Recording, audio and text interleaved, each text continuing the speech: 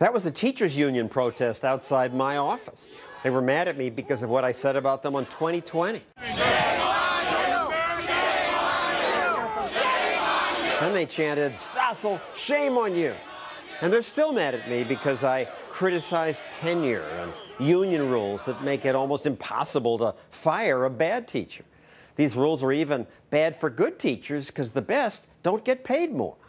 But as bad as America's union rules are, there's a place where they're worse. In Mexico, union teachers have been able to sell their teaching jobs or give them to other family members. And they, too, could never be fired. Now, union teachers in Mexico are rioting because the new government there changed the rules. Here to explain this is the reporter who covers Latin America for the Wall Street Journal, Mary Anastasia O'Grady. So what's going on? I consider this good news, except maybe the protesters will win. Well, it is good news, and it's a first step.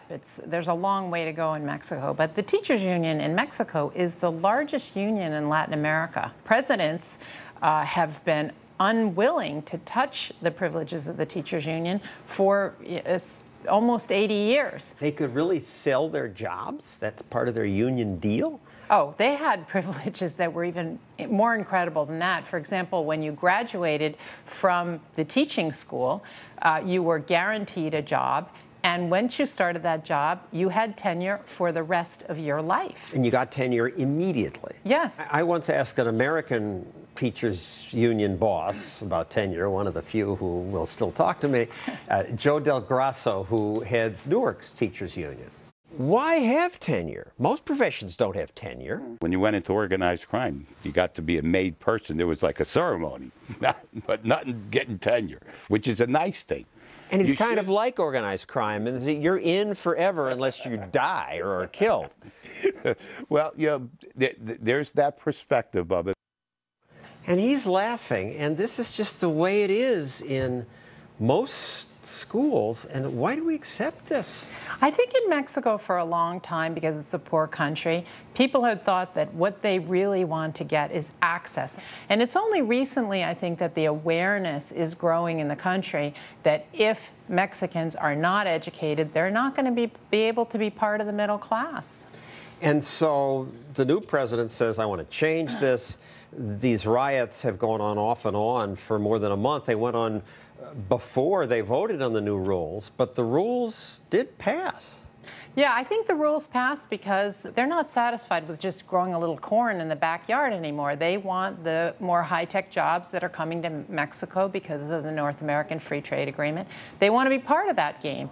And so even though the special interests of the teachers union remains very powerful and, as you can see, very activist, a large percentage of the Mexican population backs the president on this one. In America, when teachers' unions protest, they are noisy and disruptive. But in Mexico, they take hostages, they shut the whole city down. Yeah. Yeah, I think that actually this backfired on them, particularly when they did it in Mexico City and people couldn't get to the airport, and a lot of the big boulevards were closed because Mexico City already has a big traffic problem. Why do they continue to protest? They think they'll get it changed back? They do. They think they can get a change back, and they also think that they can push back in the process of implementation. I think that's really one of the big questions that remains out there. They changed the law in the books, but is this going to be really implemented?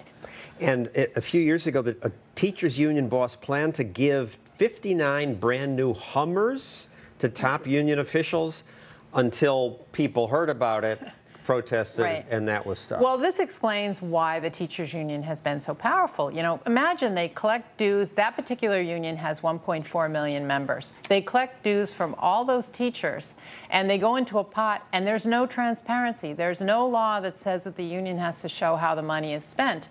And that particular union boss actually is in jail right now because the president had her arrested.